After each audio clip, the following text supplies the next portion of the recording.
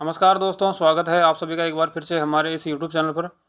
दोस्तों आज हम बात करेंगे पीटीईटी के मॉडल पेपर नंबर 6 की, जिसमें हम राजस्थान जी के 50 महत्वपूर्ण प्रश्न करेंगे। चलिए दोस्तों, पहला प्रश्न करते हैं। पहला प्रश्न है, राज्य के दक्षिणी भाग में स्थित छप्पन का मैदान किस नदी के बेसिन में स्थित है? तो इसका आंसर हो जाएगा तीसरा ऑप्शन, यानी कि माही नदी के बेसिन में।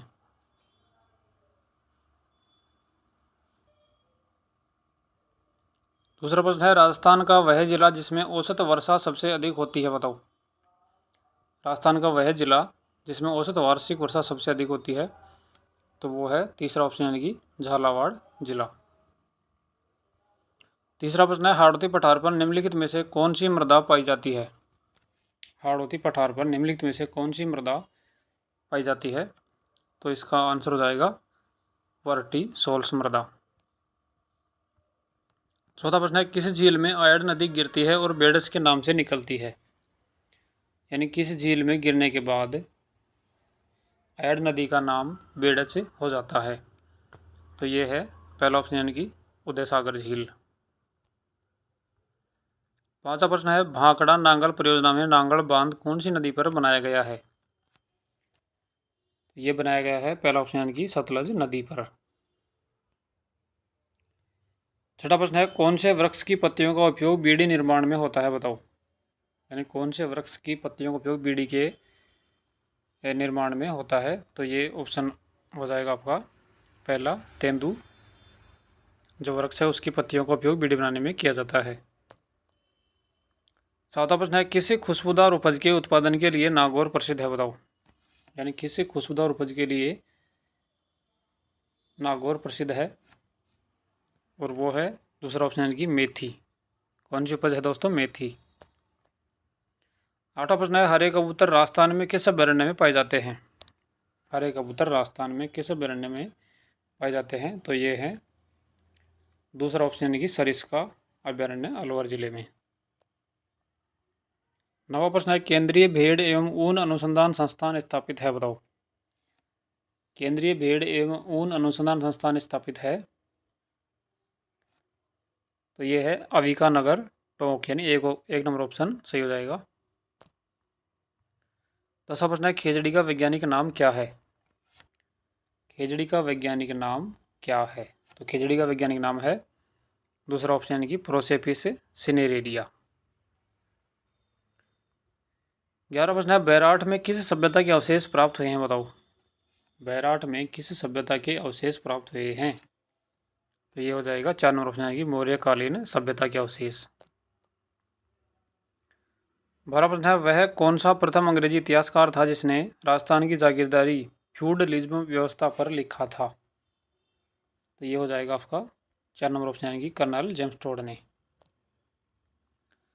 13वां प्रश्न है, ग्वालियर प्रशस्ति के अनुसार नागभट्ट प्रथम ने कौन सी उपाधि धारण की थी? तो ये की थी दूसरा ऑप्शन, यानी कि नागावलोक की उपाधि।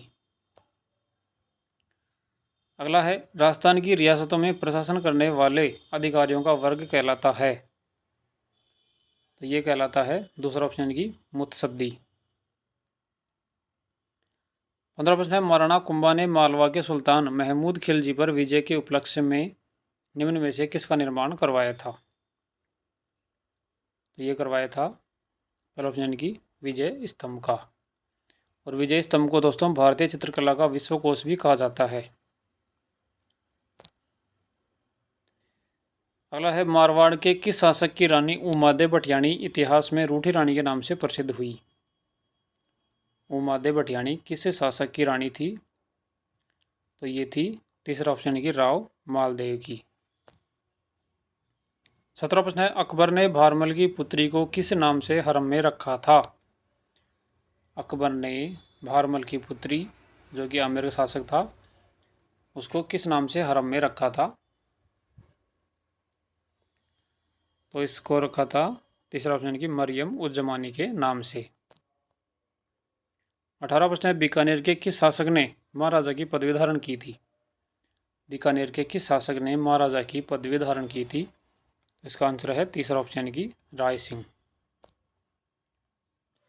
19वां प्रश्न है, बूंदी स्थित 84 खंभों की छतरी किस हाड़ा शासक का स्मारक है, बताओ। बूंदी में स्थित स्वराज खंभू छतरी किस हाड़ा शासक का स्मारक है? तो ये है दूसरा ऑप्शन यानी कि शत्रुसाल हाड़ा। और शत्रुसाल हाड़ा दोस्तों 1658 ईस्वी में सामोगढ़ के युद्ध में औरंगजेब के विरुद्ध शाही सेना की ओर से लड़ता हुआ मारा गया था। यानी शत्रुसाल की मृत्यु किस युद्ध में हुई थी? सामोगढ़ के युद्ध में। और सामोगढ़ का युद्ध कब हुआ था? 1658 ईस्वी में। 20वां प्रश्न है, जैसलमेर में 1550 ईस्वी में वहां के शासक लूणकरण के समय अर्धशाका हुआ क्योंकि इसमें इसमें हो गया था। पहला ऑप्शन यानी कि केसरिया तो हुआ था किंतु जौहर नहीं हुआ था। 21वां प्रश्न है, 1935 ईस्वी में डूंगरपुर में वागड़ सेवा मंदिर की स्थापना किसके द्वारा की गई थी? तो ये की गई थी तीसरा ऑप्शन उपरोक्त दोनों भोगीलाल पांड्या और गौरीशंकर उपाध्याय के द्वारा। 22वां प्रश्न है, किस समाचार पत्र के माध्यम से विजय सिंह ने बिजोलिया किसान आंदोलन को भारत में चर्चित की बनाया था? तो ये बनाया था प्रताप समाचार पत्र के माध्यम से। 23वां प्रश्न है, चिड़ावा का गांधी किसे कहा गया है? चिड़ावा का गांधी किसे कहते हैं? तीसरा ऑप्शन हो जाएगा मास्टर प्यारेलाल गुप्ता को। 24वां प्रश्न है, आज़ादी के दीवाने व जैसलमेर के 24वां प्रश्न है, आज़ादी के दीवाने व जैसलमेर के गुंडाराज नामक पुस्तक किस क्रांतिकारी द्वारा लिखी गई? तो ये लिखी गई थी पहला ऑप्शन है कि सागरमल गोपा के द्वारा।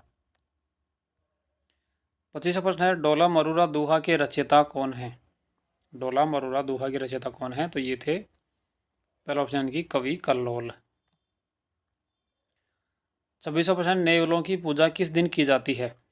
नेवलों की पूजा किस दिन की जाती है? तो ये हो जाएगा पहला ऑप्शन है कि नेवलाष्टमी के दिन। अगला प्रश्न है, कुरजा व पीपली किससे संबंधित है? बताओ, कुरजा व पीपली किससे संबंधित है? तो ये हो जाएगा पहला ऑप्शन है कि लोकगीत। कुरजा व पीपली क्या है दोस्तों? लोकगीत हैं। 28वां प्रश्न है, वह शास्त्रीय नृत्य जिसका उद्गम स्थल राजस्थान माना जाता है? तो इसका आंसर हो जाएगा तीसरा ऑप्शन की कथक नृत्य। 29वां प्रश्न है, चार बेत क्या है? चार बेत क्या है? तो ये है दोस्तों कविता की शैली। 30वां प्रश्न है, कौन सा नृत्य केवल पुरुषों का नृत्य है? कौन सा नृत्य केवल पुरुषों का नृत्य यानी कि जो नृत्य पुरुषों के द्वारा किया जाता है इनमें से कौन सा है? तो वो है दोस्तों दूसरा ऑप्शन की गैर नृत्य। 31वां प्रश्न है, किस जाति के लोग कभी गौतमेश्वर की झूठी कसम नहीं खाते हैं? तो ये है दूसरा ऑप्शन की मीणा जाति के लोग। 32वां प्रश्न है, त्रिपुरा सुंदरी तुरताई माता का मंदिर राज्य में स्थित है? बताओ, त्रिपुरा सुंदरी तुरताई माता का मंदिर किस राज्य या जिले में स्थित है? तो ये है पहला ऑप्शन है कि तलवाड़ा बांसवाड़ा जिले में। 33वां प्रश्न है, लालदासी संप्रदाय की प्रमुख पीठ स्थित है? बताओ, लालदासी संप्रदाय की प्रमुख पीठ स्थित है? तो ये है तीसरा ऑप्शन है कि नगला भरतपुर में। 34वां प्रश्न है, राजस्थान का एकमात्र गुप्तकालीन मंदिर है? यानी राजस्थान का एकमात्र गुप्तकालीन मंदिर कहाँ स्थित है? तो ये है शिव मंदिर मुकंदरा कोटा में।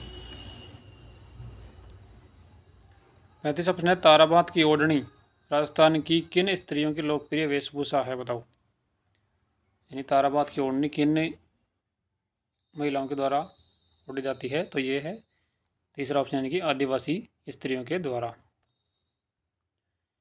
36वां प्रश्न है, कुंभलगढ़ दुर्ग में महाराणा कुंभा के निवास स्थान को कहा जाता है? तो ये कहते हैं दोस्तों तीसरा ऑप्शन यानी कि कटारगढ़ दुर्ग में महाराणा कुंभा का निवास स्थान कहलाता था। 37वां प्रश्न है, हवा महल का निर्माण किसने करवाया था? हवा महल का निर्माण किसने करवाया था? तो ये हो जाएगा चार नंबर ऑप्शन है कि सवाई प्रताप सिंह ने हवा महल का निर्माण करवाया था। 38वां प्रश्न है, नाता क्या है? तो नाता है दोस्तों रिश्तों का एक नाम। 39वां प्रश्न है, ऊँटों की खाल पर सोने चांदी का कलात्मक अंकन कहलाता है? तो इसे कहते हैं पहला ऑप्शन यानी कि उस्ता कला। और उस्ता कला कहाँ की प्रसिद्ध है दोस्तों? उस्ता कला है बीकानेर जिले की। 40वां प्रश्न है, निम्न में से किस चित्रशैली को पशु पक्षियों की चित्रशैली भी कहा जाता है? तो ये कहा जाता है चौथा ऑप्शन यानी कि बूंदी शैली को। 41वां प्रश्न है, राजस्थान में टायर और ट्यूब बनाने का सबसे बड़ा कारखाना स्थापित है? तो ये है दूसरा ऑप्शन यानी कि कांकरोली राजसमंद में। कांकरोली कहाँ है? राजसमंद जिले में।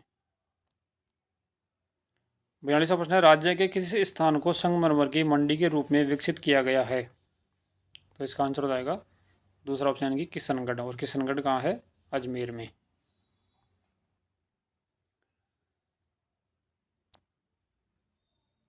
अगला प्रश्न है, राज्य का पहला उपभोक्ता सहकारी भंडार 1919 ईस्वी में कहाँ स्थापित है? तो ये हो जाएगा पहला ऑप्शन यानी कि अजमेर जिले में। कौन सा? अजमेर जिले में। अगला प्रश्न है, राणा प्रताप सागर पन विद्युत गृह स्थापित है? बताओ। तो ये है तीसरा ऑप्शन यानी कि रावतबाटा चित्तौड़गढ़ में। 45वां प्रश्न है, अक्षत कौशल योजना संबंधित है? बताओ। अक्षत कौशल योजना किससे संबंधित है? तो ये है स्नातक बेरोजगार को बेरोजगारी भत्ता देने से। 46वां प्रश्न है, पंचपदरा बाड़मेर में स्थापित की जा रही राजस्थान की रिफाइनरी किस मानक वाली इको फ्रेंडली देश की पहली रिफाइनरी है? तो ये है तीसरा ऑप्शन यानी कि BS6। 47वां प्रश्न है, राज्य की प्रथम विधानसभा में प्रतिपक्ष के नेता का नाम था? तो ये था कुंवर जसवंत सिंह। अगला है, राजस्थान राज्य का राज्यपाल अपना त्यागपत्र संबोधित करता है? यानी राजस्थान राज्य का जो राज्यपाल है वो अपना त्यागपत्र किसे देता है? तो ये देता है पहला ऑप्शन यानी कि भारत के राष्ट्रपति को। अगला है, राजस्थान के प्रथम गैर कांग्रेसी मुख्यमंत्री कौन थे? राजस्थान के प्रथम गैर कांग्रेसी मुख्यमंत्री कौन थे? तो ये थे भैरों सिंह शेखावत। अंतिम प्रश्न है, राजस्थान लोक सेवा आयोग के सदस्यों की संख्या कौन निश्चित करता है? राजस्थान लोक सेवा आयोग के सदस्यों की संख्या कौन निश्चित करता है? तो ये करता है दूसरा ऑप्शन की राज्यपाल। चलिए दोस्तों, आज के लिए इतना ही। धन्यवाद।